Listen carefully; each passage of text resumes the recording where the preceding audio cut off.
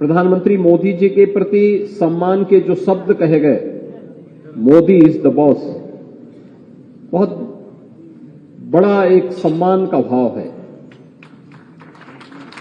और अमेरिका के राष्ट्रपति के द्वारा इस प्रकार की अभिव्यक्ति करना कि इच्छा होती है मैं आपका ऑटोग्राफ लूं। भाइयों बहनों, पापुआ न्यू गिनी और फिजी ने अपना सर्वोच्च सम्मान प्रधानमंत्री मोदी जी को दिया। दुनिया भर से जुड़े हुए तमाम राष्ट्राध्यक्षों ने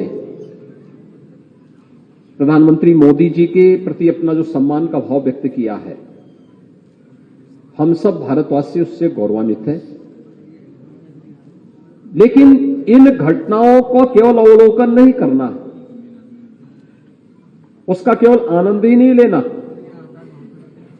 बल्कि मीडिया ने तो इन घटनाओं को बहुत, प्रिंट मीडिया में, विजुअल मीडिया ने इसको हाईलाइट किया, सोशल मीडिया के माध्यम से हम इसे कैसे प्रस्तुत करते हैं ये हम पर निर्भर करेगा। और उस घटना को उस रूप में प्रस्तुतिकरण, देखिए मीडिया का स्वरूप बदला है। मुझे याद है जब हम लोग राजनीति में शुरू में आए थे, प्रिंट मीडिया का बोलबाला था और प्रिंट मीडिया ही सब कुछ तय करता था। प्रिंट मीडिया के बाद हमने देखा आज से लगभग 20 वर्ष पहले विजुअल मीडिया आ गया, इलेक्ट्रॉनिक मीडिया आने लग गया, लेकिन कम संख्या थी, उसके बाद धीरे धीरे करके संख्या बढ़ती गई। और पिछले 7-8 वर्षों के अंदर हम लोगों ने देखा कि सोशल मीडिया और अब डिजिटल मीडिया, ये दोनों तेजी के साथ अपना प्रचार प्रसार कर रहे हैं। इनका व्यापक पैमाने पे प्रचार हुआ है।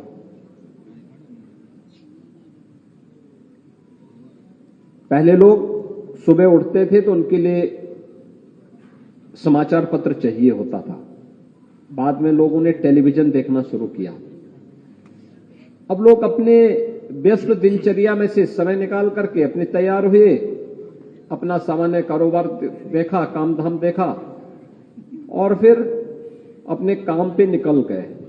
उनको जो भी देखना है, न्यूज़पेपर देखना हो या फिर कोई चैनल देखना हो या सोशल मीडिया के प्लेटफॉर्म पर ही उनको बहुत कुछ मटेरियल न्यूज के मिल जाते हैं। यानी स्मार्टफोन यह आज एक बेहतरीन माध्यम हो चुका है समाचार के आदान प्रदान का भी। डिजिटल मीडिया का प्रचार भी उतनी तेजी के साथ हुआ है और सोशल मीडिया का भी। लेकिन इसका उपयोग कैसे करना है और किस रूप में करना है, याद रखना, जो मीडिया के अलग अलग रूप देखने को मिल रहे हैं वही टिक पाएगा जो अपनी विश्वसनीयता को बनाए रख पाएगा। जिसकी विश्वसनीयता होगी वही टिकेगा, बाकी तो एक समय के बाद सब अपने आप गायब हो जाएंगे। और इसलिए भाइयों बहनों, मैं आज इस अवसर पर आपसे कहूंगा कि पिछले 9 वर्ष के अंदर बदलते हुए भारत को हम सब ने अपनी आंखों के सामने देखा है। एक भारत, श्रेष्ठ भारत, वैश्विक मंच पर भारत को बढ़ती हुई प्रतिष्ठा, भारत का विरासत हो या भारत का व्यक्ति, दोनों का सम्मान बढ़ा है। योग वैश्विक मंच पर छा गया। चीन जैसा देश आज के दिन पर उनके यहां सबसे ज्यादा योग की क्लासेस लग रही है, योग के पीछे भाग रहा है। आयुष दुनिया के अंदर छा गया, आयुर्वेद के पीछे लोग भाग रहे हैं। भारत वैश्विक मंच पर अनेक ऐसे कार्यक्रमों का नेतृत्व कर रहा है जिसकी आज से 9 वर्ष पहले कोई कल्पना भी नहीं कर सकता था। भारत का जो नागरिक दुनिया के अंदर जहां कहीं भी रहता है, आज दुनिया के अंदर जब वह व्यक्ति जाता है तो उसको सम्मान की निगाहों से देखा जाता है। और नहीं तो 9 वर्ष पहले हमारे केंद्रीय मंत्री पुरी जी स्वयं भारतीय विदेश सेवा के अधिकारी रहे। कई देशों में भारत के एम्बेसडर के रूप में उन्होंने देश की सेवा की। देश के राजनयिक संबंधों को और कूटनीतिक संबंधों को मजबूती प्रदान करने के लिए अपनी अहम भूमिका का निर्वहन किया। और उस कालखंड में उन्हें कितनी परेशानी होती रही होगी जब देश के अंदर असमंजस की स्थिति रही होगी और उनको विदेशी मोर्चे पर अपना मोर्चा संभालना पड़ा रहा होगा। कितने कठिन दौर से उस समय गुजरा होगा। लेकिन आज ऐसी स्थिति नहीं है। आज तो प्रधानमंत्री मोदी जी के नेतृत्व में भारत की ताकत का एहसास दुनिया कर रही है। क्राइसिस मैनेजमेंट के रूप में अगर कोई व्यक्ति दुनिया के अंदर देखा जा रहा है तो प्रधानमंत्री मोदी जी देखे जा रहे हैं। दुनिया के अंदर कहीं संकट आएगा, लोग आशा भरी निगाहों से भारत को देखते हैं, प्रधानमंत्री मोदी जी को देखते हैं। और ये हम सब भारतवासियों का सौभाग्य है कि आजादी के अमृत महोत्सव वर्ष में G20 जैसे प्रतिष्ठित समिट को आयोजित करने का सौभाग्य भी भारत को प्राप्त हुआ है प्रधानमंत्री मोदी जी के नेतृत्व में। और अनेक बैठकें, 150 से अधिक बैठकें अब तक भारत के अंदर अलग अलग क्षेत्रों में हो चुकी हैं। उत्तर प्रदेश में भी कुछ बैठकें हुई हैं। यानी दुनिया भारत को देखने के लिए आ रही है, भारत के सामर्थ्य को देखने के लिए आ रही है। लेकिन भारत के सामर्थ्य को दुनिया के सामने, क्योंकि सोशल मीडिया का कोई दायरा नहीं है, समाचार पत्र का एक दायरा है। अगर लखनऊ का संस्करण है तो लखनऊ में ही दिखेगा वो। वाराणसी का है तो वाराणसी में ही पढ़ने को मिलेगा। लेकिन सोशल मीडिया का तो कोई दायरा नहीं है। मैं कभी कभी देखता हूं, मैंने उत्तर प्रदेश के अंदर कुछ ऐसी घटनाएं घटित हुई जिसमें सोशल मीडिया की बड़ी नेगेटिव उनकी चीजें थी, तो मैंने उनका एनालिसिस करवाया। एक बार मैंने देखा कि इतने नेगेटिव ट्वीट क्यों आए हैं, कैसे आए हैं, मैंने उसका एनालिसिस करवाया। तो मैंने देखा उसमें 75% से अधिक ट्वीट जो हुए थे, ये सब यूके से, यूएई से, यूएस से या किसी अन्य ऐसे दूर बैठे हुए कोई अन्य जगहों से किए गए थे, जिनका भारत से या उत्तर प्रदेश के किसी शहर से कोई लेना देना नहीं था। यानी आपका कोई दायरा नहीं है, आपका तो वैश्विक दायरा है। सोशल मीडिया का दायरा वैश्विक है और इसलिए अपने इस दायरे को उसी विश्वसनीयता के साथ, प्रामाणिकता के साथ प्रस्तुत करने के लिए आप सबको अपने आप को तैयार करना होगा। वैश्विक मंच पर बढ़ती हुई भारत की प्रतिष्ठा हो या राष्ट्रीय और आंतरिक सुरक्षा के मुद्दे पर भारत के द्वारा सुदृढ़ की गई अपनी स्थिति, भारत के अंदर इंफ्रास्ट्रक्चर डेवलपमेंट का हो या विरासत के सम्मान का, भारत के अंदर गरीब कल्याणकारी योजनाओं का हो या युवाओं को स्वावलंबन के मार्ग पर अग्रसर करके या महिला सशक्तिकरण के लिए बेहतर कदम उठाने का, ये हर एक क्षेत्र में कुछ न कुछ नया हुआ है। और उस सभी बातों को अगर हम सोशल मीडिया के माध्यम से हाईलाइट करेंगे, अधिक से अधिक व्यक्ति तक हम पहुंच सकते हैं, अधिक से अधिक लोगों को अपने साथ जोड़ सकते हैं, सही तथ्यों से उन्हें अवगत करा सकते हैं। क्योंकि जो कुछ भी मिलेगा वह जब आप उस प्रकार का मटेरियल देंगे तो ही लोग उसको स्वीकार कर पाएंगे, अंगीकार पकड़ पाएंगे और उसकी प्रामाणिकता भी होनी चाहिए। अगर वह कहीं से उसको क्रॉस चेकिंग करता है तो उसको उन स्थितियों में वह सत्य के नजदीक दिखना चाहिए, सत्य दिखना चाहिए या सत्य के नजदीक दिखना चाहिए, तो विश्वसनीयता बनी रहेगी। नहीं तो होता क्या है, आपने देखा होगा, एग्जिट पोल आते हैं, जो जमीनी धरातल पर कार्य करता है उसके सही आंकड़े आते हैं। और अब तो लोग बोलने लग गए, यार देखो इसी का सही आएगा, बाकी तो सब ऐसे ही बोलते हैं। तो ऐसे ही आपके बारे में भी कोई गलत धारणा ना बनाए और सचमुच जितना कार्य हुआ है, जिस भी क्षेत्र में आप देखेंगे, किसी भी क्षेत्र में,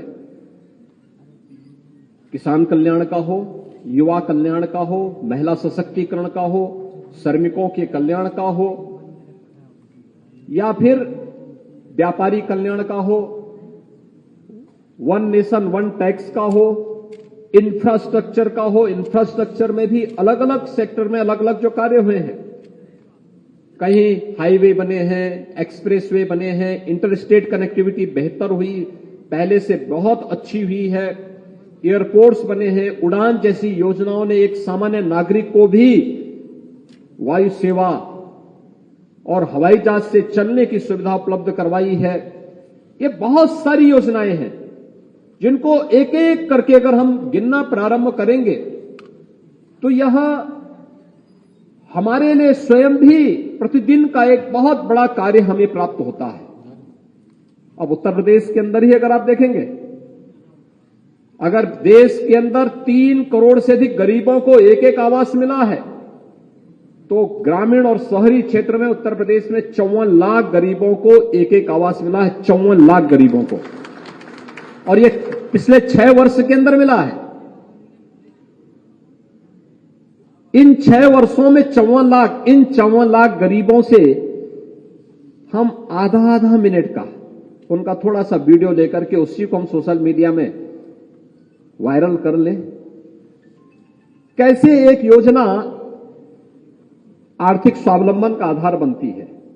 मैं अयोध्या की एक घटना आपको पिछली बार भी बताया था और मैं फिर अब उसको दोहराना चाहूंगा। विगत लोकसभा चुनाव में मुझे भारत निर्वाचन आयोग ने बैन कर दिया था। चुनाव चल रहे थे, बीच चुनाव में 3 दिन के लिए मुझ पर बैन लग गया। अब मेरे लिए परेशानी थी, 3 दिन मुझ पे ही बैन लग गया। प्रचार नहीं कर सकता था, मीडिया में भी कोई मेरा इंटरेक्शन नहीं हो सकता था, मुझे कोई बयान नहीं देने थे। अब क्या करूं? तो पहले दिन ही मुझे अयोध्या से एक निमंत्रण आया। मैंने कार्यक्रम बनाया था, अयोध्या जाऊंगा, श्री राम जन्मभूमि और हनुमानगढ़ी के दर्शन करके फिर वापस आऊंगा। तो अयोध्या से एक निमंत्रण मुझे मिला। एक अनुसूचित जाति के एक व्यक्ति ने मुझे आमंत्रित किया कि आप अयोध्या आ रहे हैं, आप मेरे घर में आ जाते तो अच्छा रहता है। तो मैंने पूछा भी क्या है इनके घर में? लोगों ने कहा इनके घर में गृह प्रवेश है। तो मैं गया, तो मैंने कहा चलिए आ जाएंगे, क्योंकि मेरे पास कोई काम तो था नहीं, तो मुझे दर्शन के बाद था, तो मैंने कहा दर्शन के बाद घूमते घूमते निकल करके आ जाऊंगा। तो मैं सोचता था बहुत बड़ा घर होगा, लेकिन जब मैं वहां गया तो मैंने देखा कि एक छोटा सा घर है और परिवार के लोग एक थाली में दीप लेकर के खड़े हैं। तो मैंने उन लोगों से पूछा, मैंने कहा आप ऐसे क्यों खड़े हैं? उन्होंने कहा साहब आपके स्वागत के लिए। मैंने कहा आपका घर? कहा ये हमारा घर है। मैंने कहा ये तो प्रधानमंत्री आवास योजना का घर है। कहा साहब इसीलिए तो बुलाए हैं, यही तो हमें मोदी जी ने दिया है और आपने दिया है।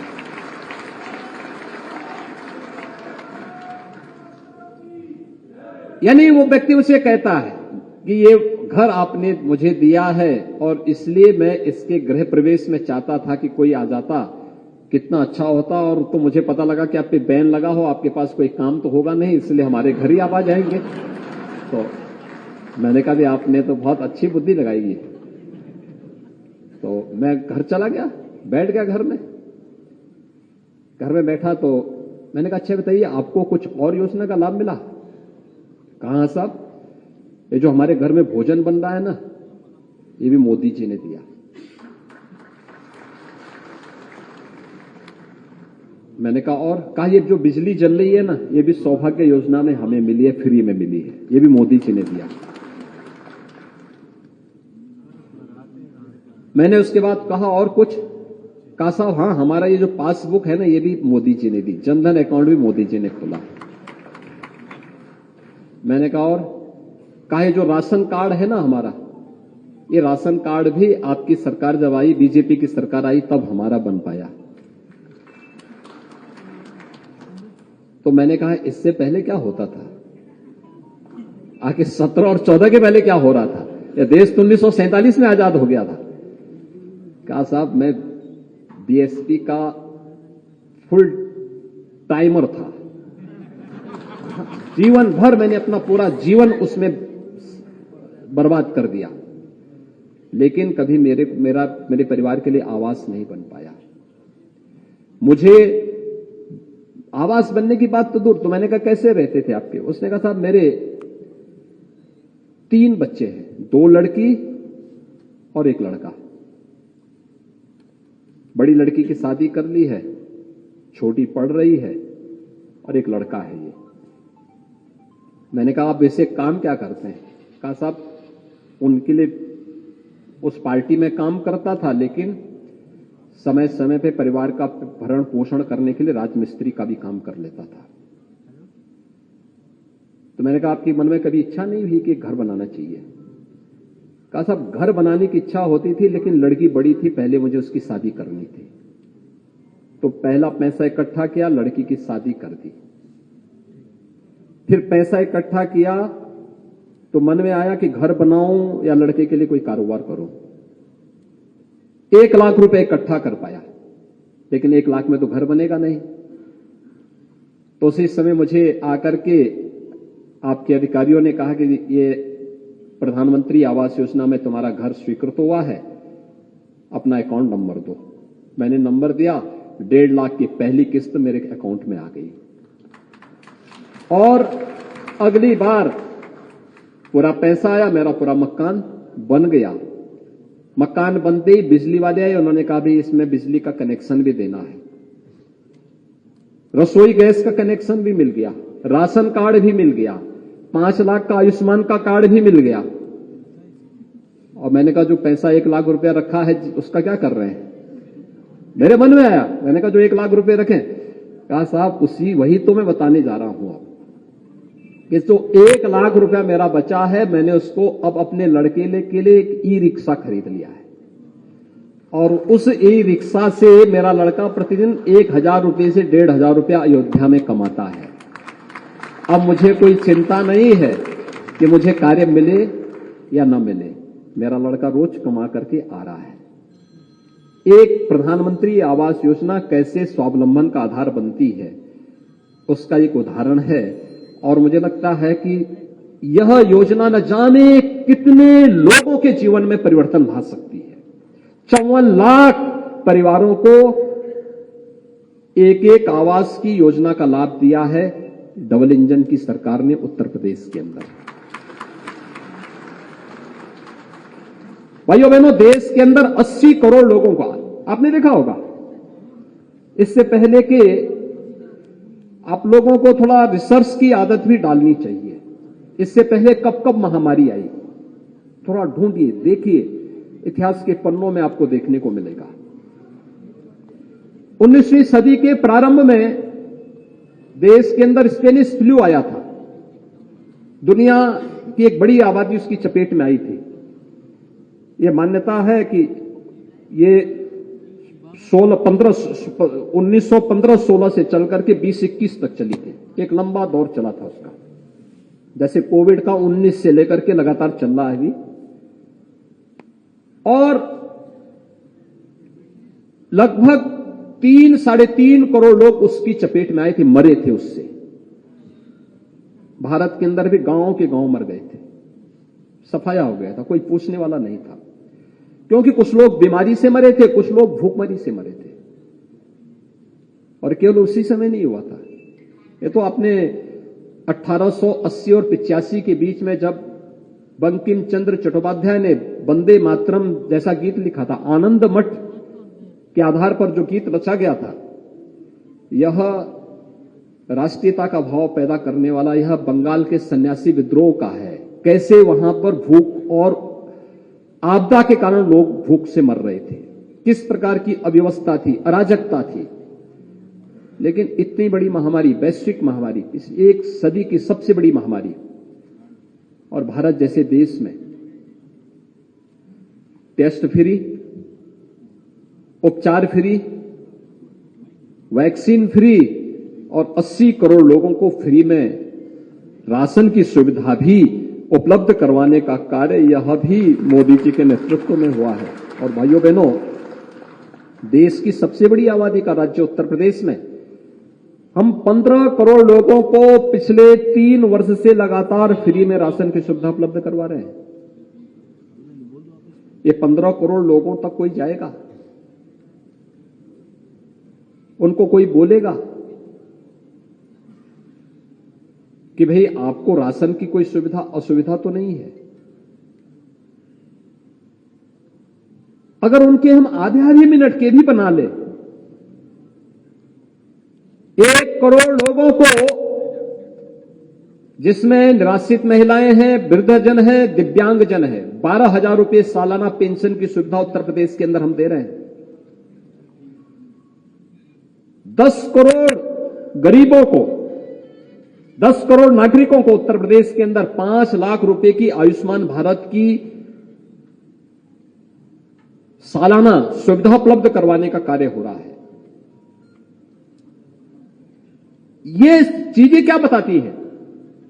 सरकार इंफ्रास्ट्रक्चर पर भी कार्य कर रही है और गरीब कल्याण की योजनाएं समान रूप से सबके बीच में। लोग कहते हैं, बहुत बार इस बात के आरोप लगते हैं और सच भी है, वोट जिसको मर्जी जहां देना हो दे, लेकिन ये आरोप अक्सर लगते हैं कि मुस्लिम वोट नहीं दिया। हम कितना उनके पास गए? हमने क्या उनसे कभी बातचीत की? हमने योजनाओं के बारे में कभी उनसे चर्चा की? सबसे अधिक लाभार्थी, मैं एक बार एक योजना के बारे में चर्चा कर देख रहा था कि कहीं किसी के साथ कोई भेदभाव तो नहीं हो रहा है। और अब तो डाटा इतने मजबूत हो चुके हैं, इतने अच्छे आ चुके हैं, आप एक बार एनालिसिस कर लेंगे तो आपको पता लग जाएगा कि किस समुदाय से जुड़े हुए कितने लाभार्थी हैं। आप आश्चर्य करेंगे, उत्तर प्रदेश के अंदर मुस्लिम आबादी 19 से 20% होगी और उस योजना में लाभार्थियों की संख्या 35% थी। मुस्लिम लाभार्थियों की संख्या 35% थी। सरकार ने भेदभाव तो नहीं किया किसी के साथ, लेकिन उन पीड़ितों को के साथ संवाद बनाना और फिर उसको सोशल मीडिया के माध्यम से कि वह भी असलियत सामने आनी चाहिए। जो लोग वैश्विक मंच पर भारत को बदनाम करते हैं, भारत के अंदर ह्यूमन राइट की बात करते हैं, उन लोगों की आंखों को खोलने वाला होना चाहिए कि नहीं, यहां पर बिना भेदभाव की योजनाओं का लाभ दिया जाता है और यहां पर तुष्टीकरण नहीं होता है। यहां पर तो हर नागरिक के सशक्तिकरण के लिए कार्य होता है और सशक्तिकरण का यह अभियान भारत का अभियान है, क्योंकि हमें भारत को तुष्टीकरण के राह पर ले जाकर के किसी विभाजन की त्रासदी से गुजारना नहीं है। भारत को सशक्तिकरण के मार्ग पर ले जाकर के एक सशक्त और समर्थ भारत के निर्माण का मार्ग प्रशस्त करना है और यही प्रधानमंत्री मोदी जी का मार्ग है। यही मोदी जी का मार्ग है। यह सशक्तिकरण का मार्ग ही जो भारत को समर्थ बना सके, सशक्त बना सके। और इसीलिए यही कारण है, आज से 9 वर्ष पहले भारत के अंदर पूर्वोत्तर के राज्यों में नहीं घुस सकते थे। आज नागालैंड में भारतीय जनता पार्टी की समर्थक सरकार है, मेघालय में भारतीय जनता पार्टी की समर्थक सरकार है, अरुणाचल में भारतीय जनता पार्टी की सरकार है, मणिपुर में भारतीय जनता पार्टी की सरकार है, असम में भारतीय जनता पार्टी की सरकार है, त्रिपुरा में भारतीय जनता पार्टी की सरकार है। भाइयों बहनों, ये चीजें दिखाती हैं जनता के मन में एक विश्वास पैदा हुआ है। हर केंद्रीय मंत्री हर 15 दिन में वहां जाकर के 3 दिन वहां कैंप करता है, गांव में जाता है। वहां का प्रशासन जाए ना जाए, लेकिन केंद्रीय मंत्री वहां जाकर के प्रधानमंत्री मोदी जी को रिपोर्ट करता है कि नहीं, ये कार्य हो रहे हैं और इन कार्यक्रमों को इस रूप में आगे बढ़ाया जा रहा है। लोगों के मन में एक विश्वास पैदा हुआ है। पूर्वोत्तर का ये संवाद आज वहां को पूरी तरह अलगाववाद से मुक्त कर चुका है। जम्मू और कश्मीर आपके सामने है। अभी G20 का समिट जम्मू कश्मीर में हुआ। दुनिया के 20 देशों के प्रतिनिधि, 9 मित्र देशों के प्रतिनिधि और अन्य 7 देशों के लोगों ने भी उसमें भागीदारी की। और मान कर सकते हैं 200 विदेशी डेलीगेट्स आए हों, पूरे कश्मीर के अंदर घूम करके आ गए हों, 3 दिन का समिट भी संपन्न हो जाए। ये आज का कश्मीर है। कश्मीर विकास की राह पर आगे बढ़ चुका है। कश्मीर में अब पाक अधिकृत कश्मीर से आवाज उठ रही है कि हमें भी अब इस पाकिस्तान से मुक्ति दो, भारत के अंदर फिर से वापस लागने का कार्य करो। वे मांग वहां पे उठने लग गई है। आपने देखा होगा पाकिस्तान के अंदर की क्या स्थिति है। 5 किलो गेहूं के लिए छीना झपटी हो रही है। यानी दुनिया को आतंकवाद की भट्टी में झोंकने वाला आज एक एक रोटी के लिए तरस रहा है। और भारत समृद्धि की एक नई नई राह चढ़ रहा है। भारत का सबसे जो उपजाऊ लैंड था वो अब पाकिस्तान की ओर गया, लेकिन वो संभाल नहीं पाया। उसको अपने आप में विश्वास नहीं था। परिणाम क्या है? भारत की अर्थव्यवस्था 9 वर्ष में 10 से घट करके दुनिया की 5वीं बड़ी अर्थव्यवस्था भारत बना है। और पाकिस्तान दरिद्रता की नई नई सीढ़ी चढ़ता हुआ आगे बढ़ रहा है। यही अंतर है। एक भारत समृद्धि की नई सीढ़ियों को चढ़ रहा है और एक पाकिस्तान है वो दरिद्रता की सीढ़ियों को चढ़ता हुआ नरक की गर्त में गिरता जा रहा है। भाइयों बहनों, हमें इन सभी बातों को, और आप तो बहुत अच्छा कैप्शन बना लेते हैं, आपको बताने की आवश्यकता नहीं इसमें सोशल मीडिया में। तो कल क्यों जो मुझे बता रहे थे, अपने स्मार्टफोन पे देखिए संसद का बहिष्कार विपक्ष ने किया, एक कार्यकर्ता ने कितना अच्छा इसमें वो किया है। मुझे लगता है कि अच्छे और सरल भाषा में हम बहुत सारी चीजों को दे सकते हैं, लेकिन साथ साथ उन लोगों के साथ संवाद बनाने की कला भी हमें सीखनी होगी। अधिक से अधिक लोगों के साथ, और फिर उसको अधिक से अधिक लोगों तक प्रचार प्रसार करना।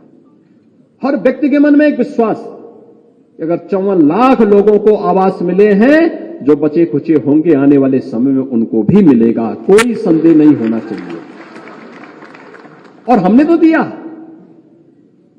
शेख सूची जब बनी थी जिसके अनुसार ये आवास मिल रहे थे ग्रामीण क्षेत्र में, तब न केंद्र में भारतीय जनता पार्टी की सरकार थी, न प्रदेश में हमारी सरकार थी, भाजपा की सरकार थी। प्रदेश में तब सपा और बसपा की सरकारें थीं और केंद्र में कांग्रेस की सरकार थी।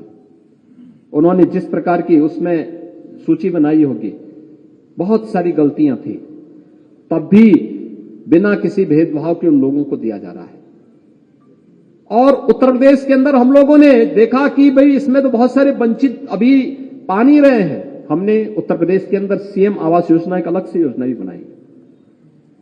मुसहर लोग लाभान्वित हो रहे हैं। कोल, सहरिया, थारू, चेरो, इन सभी जातियों को उसके साथ जोड़ा गया है। बनटांगिया, ये सभी लोगों को 100% सिचुएशन की तरफ हम लोग लेकर के गए। सभी प्रकार की योजनाओं का लाभ दिया जा रहा है। उन लोगों से संवाद कौन करेगा?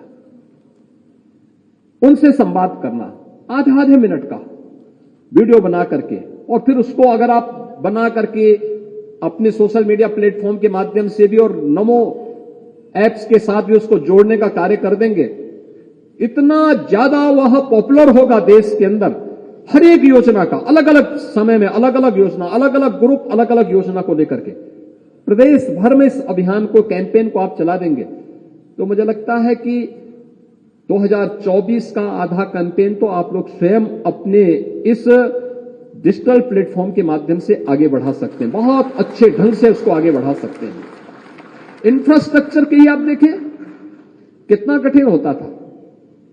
आज मैं देखता हूं दिल्ली से अगर किसी को लखनऊ आना होता है, वह बाई रोड आ जाता है। उसको अब एरोप्लेन, जहाज की, हवाई जहाज की बहुत इंतजार नहीं करता हो। बलिया से किसी को लखनऊ आना होता था, पहले 8 से 9 घंटे लगते थे। आज मात्र 3 घंटे में बलिया से वह लखनऊ आ सकता है, पूर्वांचल एक्सप्रेसवे, पूर्वी उत्तर प्रदेश की कनेक्टिविटी को।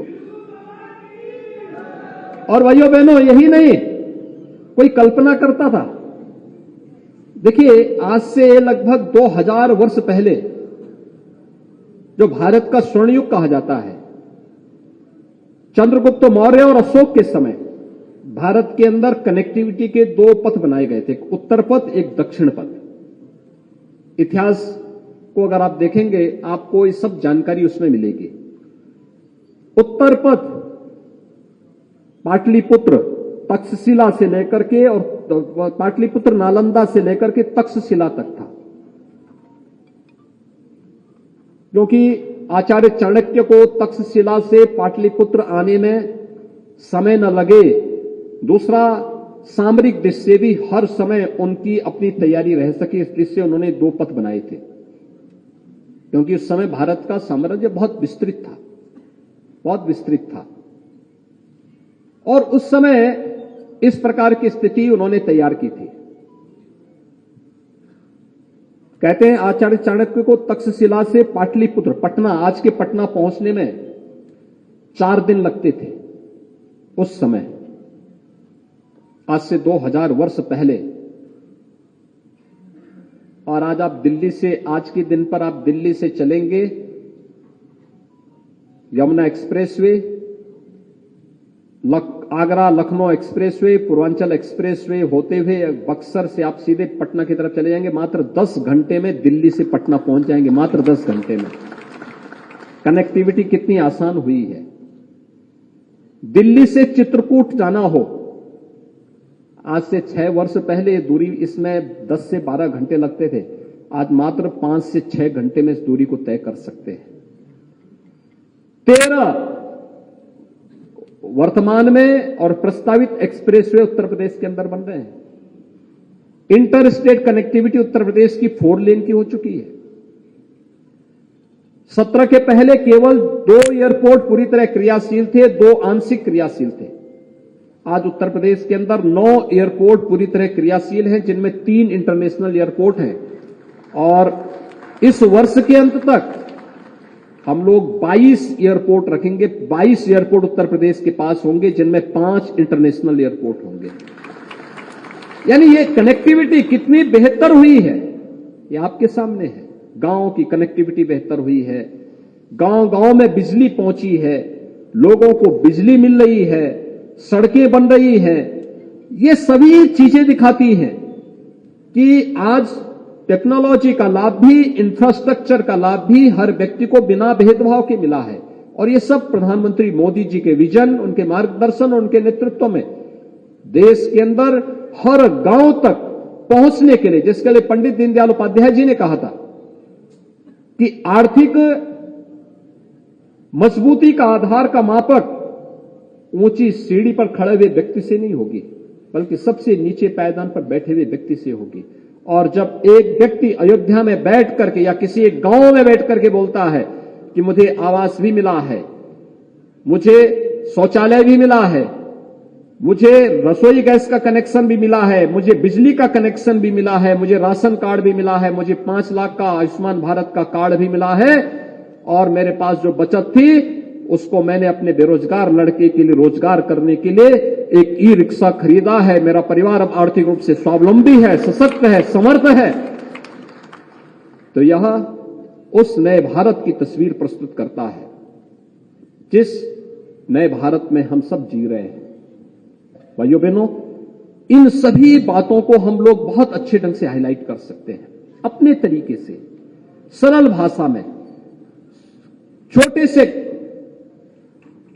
छोटे कैप्शन बना करके अगर हम इसको हाईलाइट करेंगे, एक बहुत सशक्त भूमिका आपकी होगी। आपकी भूमिका को आज के दिन पे कोई नकार नहीं सकता है। बहुत सशक्त भूमिका सोशल मीडिया की है, और अपनी उस भूमिका के लिए आप सभी लोग इस विचार परिवार के साथ मिलकर के 2024 के लिए अभी से अपनी भूमिका तैयार करें, अभी से।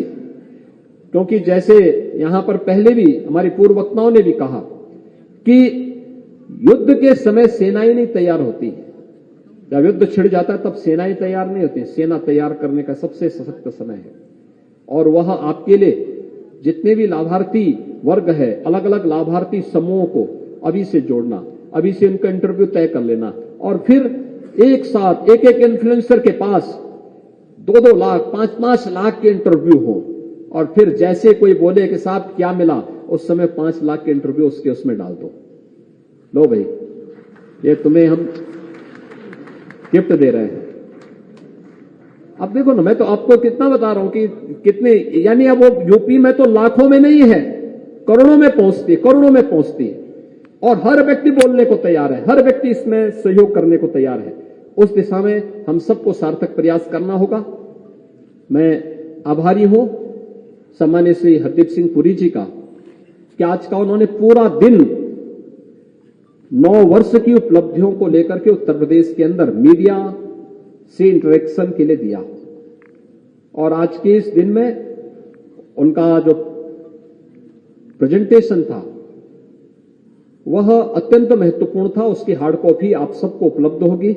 हमारी जो सोशल मीडिया की टीम है, कामेश्वर जी की, चंदेल जी की, सब लोग वह सभी उन लोगों तक जो जितने भी सोशल मीडिया से जुड़े हुए हमारे इन्फ्लुएंसर हैं उन तक पहुंचाने का कार्य करेंगे। केंद्र और राज्य सरकार के सभी आंकड़ों को हाईलाइट करते हुए उस लाभार्थी ग्रुप तक भी अगर हम पहुंच सकेंगे तो मुझे लगता है कि वो और प्रभावी होगा। एक तो हम डाटा देंगे, लेकिन डाटा के बाद उस लाभार्थी तक पहुंचना, उसका आधा मिनट का वो ले लेना।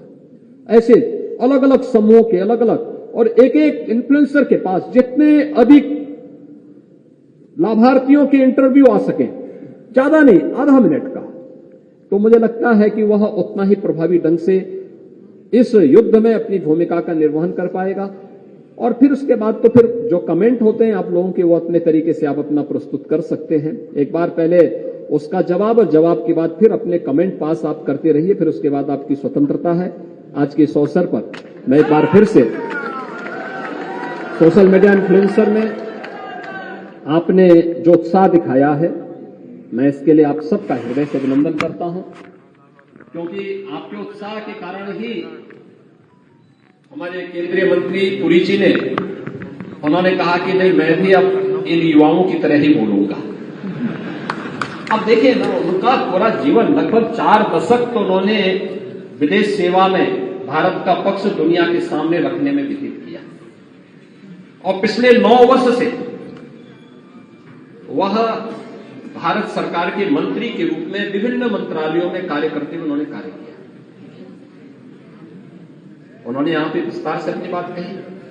ये लखनऊ के जो मेट्रो है ना, इस लखनऊ के मेट्रो के लिए फाइनेंस भी उन्होंने दुनिया से करवाया था।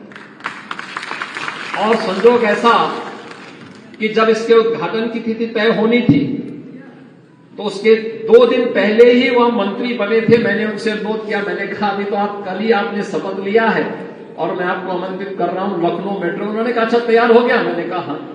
कहा उसका फाइनेंस तो मैंने ही कराया था। मैंने कहा देखो ये प्रभु राम की कृपा है कि आपने इसको फाइनेंस कराया था और आपको कल उद्घाटन में आना। उन्होंने कहा मैं जरूर आऊंगा।